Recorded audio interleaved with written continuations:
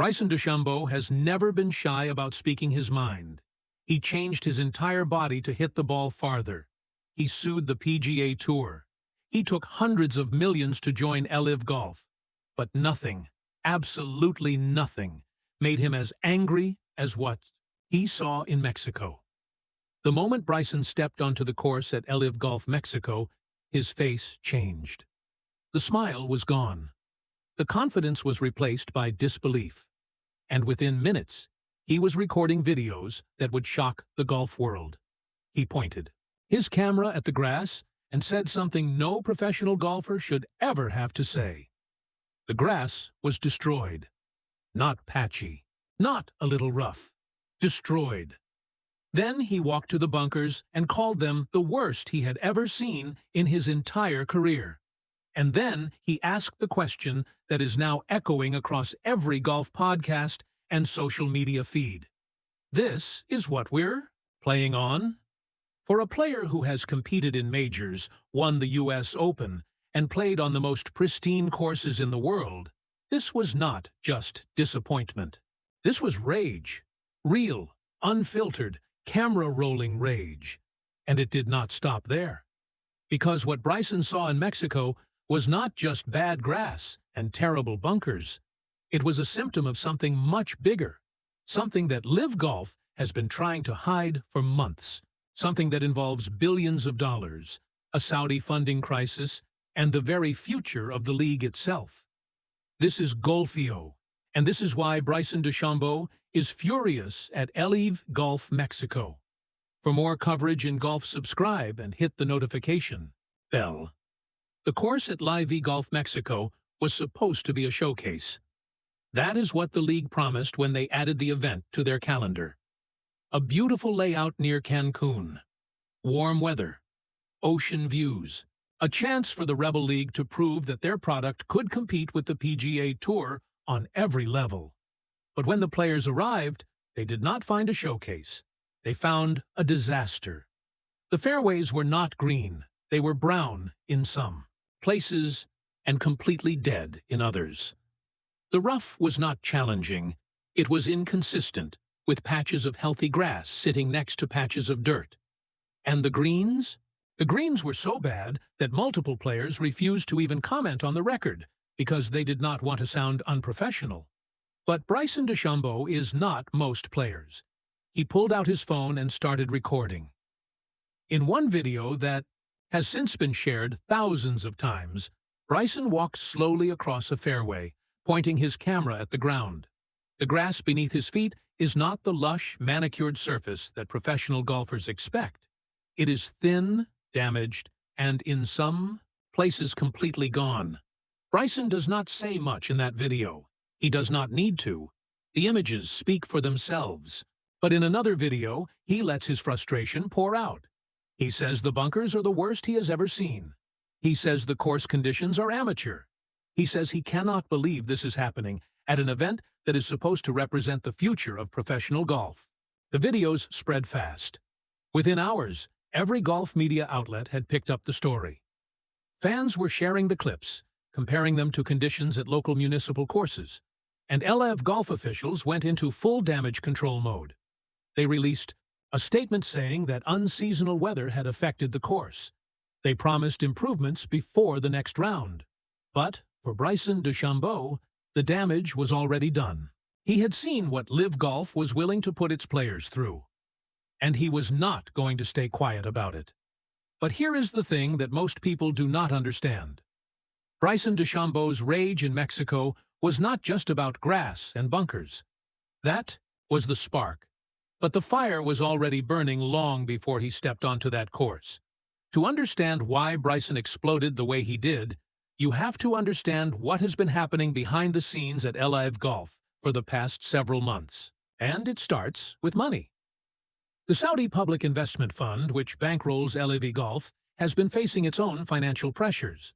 Global markets have shifted. Oil prices have fluctuated. And the fund's leadership has started asking hard questions about whether the billions poured into LIV Golf have been worth it. According to multiple reports, the PIF is considering pulling back as much as $5 billion from its sports investments. That does not mean LIV Golf disappears overnight, but it does mean the league has less money to spend on things like course preparation, player accommodations, and event production. And the players have noticed. Bryson DeChambeau signed his LIV contract when money was flowing freely. The league was promising top-tier conditions at every event. They were promising a level of luxury and professionalism that would rival anything the PGA Tour had to offer. But what Bryson found in Mexico was the opposite of that promise.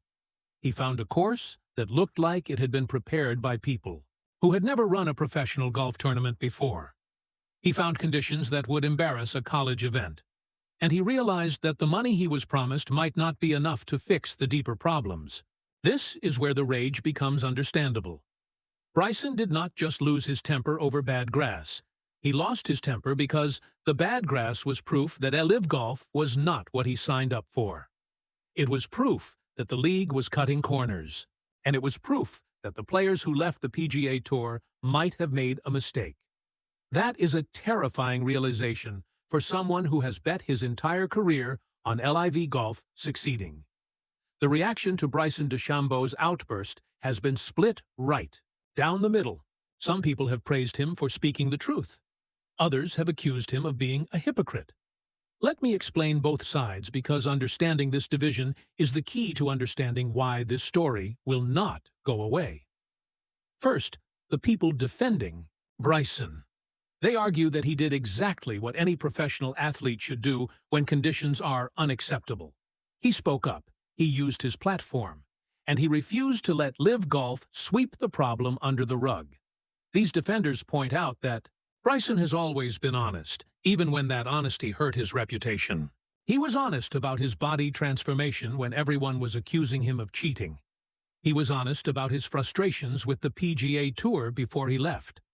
And now he is being honest about LIV Golf. Consistency, they say, is not hypocrisy. It is integrity. But then there are the critics, and their argument is powerful. They say that Bryson DeChambeau took hundreds of millions of dollars to join a league that was always about money, not about golf. He knew what he was signing up for. LIV Golf was never going to have the same infrastructure as the PGA Tour. They were building something new, and building takes time. So for Bryson to now complain about course conditions feels, to his critics, like a betrayal. He took the money. He should take the bad grass with it. Some critics have gone even further. They point out that Bryson has been quietly negotiating a new contract with LIV Golf. His current deal is worth an estimated $125 million, but he wants more. Some reports suggest he is asking for as much as $500 million over the next 5 years. So when he started raging about the course conditions in Mexico, his critics saw a pattern. First, create drama. Second, get attention. Third, use that attention to pressure LIV Golf into a bigger contract. Whether that is true or not, the perception exists. And perception in professional golf is often more important than reality. So what happens now? The answer to that question depends on who you ask. But I have identified 3 possible outcomes, and each one would change the future of LIV Golf in a different way. Outcome number 1, LIV Golf fixes the problem. In this scenario, the league acknowledges that the conditions in Mexico were unacceptable. They launch an internal investigation. They fire whoever was responsible for course preparation. And they promise that no future event will ever look like that again. Bryson DeChambeau, satisfied with the response, calms down.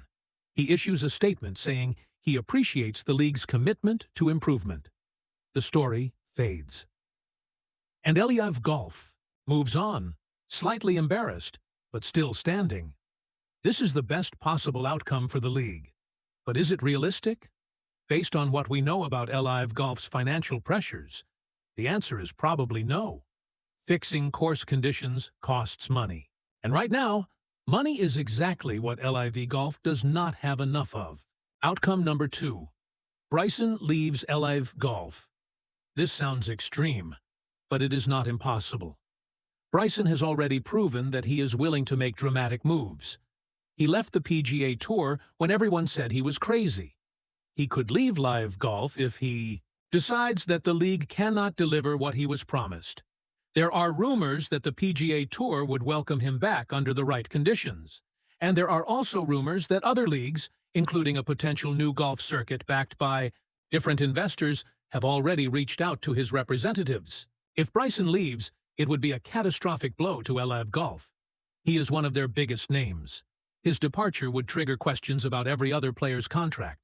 And it would confirm the critics' argument that LIV Golf was never built to last. Outcome number 3. Nothing changes. This is the most likely outcome. Bryson complains.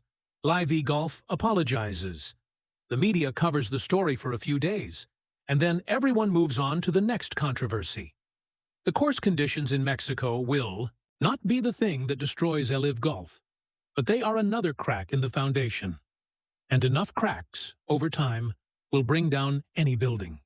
Before I give you my final take, let me add one more layer to this story that most people have missed. Bryson DeChambeau's rage in Mexico did not happen in a vacuum. It happened just days after he missed the cut at the Masters. And that missed cut was brutal. Bryson shot a triple bogey on the 18th hole of his second round.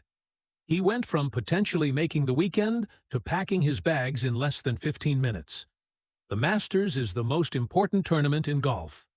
Every player wants to be there on Sunday, and Bryson was not. So when he arrived in Mexico, he was already frustrated. He was already doubting himself. He was already wondering whether the decisions he had made over the past 2 years were the right ones. And then he saw the grass, and the bunkers, and the amateur conditions, and he snapped. This is not an excuse for his behavior, but it is context that matters. Bryson DeChambeau is a human being, not a machine. He has emotions. He has bad days. And sometimes, those bad days spill out in ways that he might regret later. The question is whether he will regret this outburst or double down on it. My final take is this. Bryson DeChambeau was right to be angry about the conditions in Mexico. Any professional golfer would have been angry. But he was wrong to express that anger in the way that he did. Publicly shaming your own league does not help anyone. It does not fix the grass.